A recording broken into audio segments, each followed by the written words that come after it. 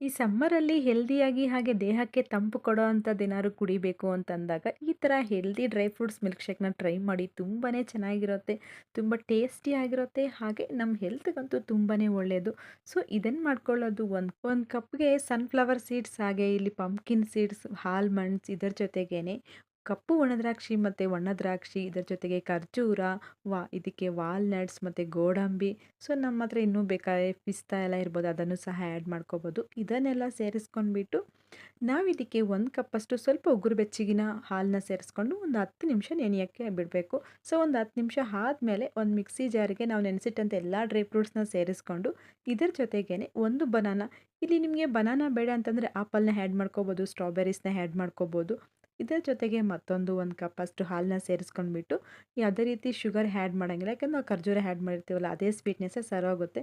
So ಈಗ ಚೆನ್ನಾಗಿ grind ಮಾಡ್ಕೊಂಡ್ಬಿಟ್ರೆ ಒಂದು ಹೆಲ್ದಿ ಆಗಿರೋವಂಥ ಡ್ರೈ ಫ್ರೂಟ್ಸ್ ಮಿಲ್ಕ್ ಶೇಕ್ ರೆಡಿಯಾಗುತ್ತೆ. ತುಂಬಾ ಟೇಸ್ಟಿಯಾಗಿರುತ್ತೆ. ನೀವು ಟ್ರೈ ಮಾಡಿದ ಮೇಲೆ ಕಮೆಂಟ್ನ ಮಾಡಿ.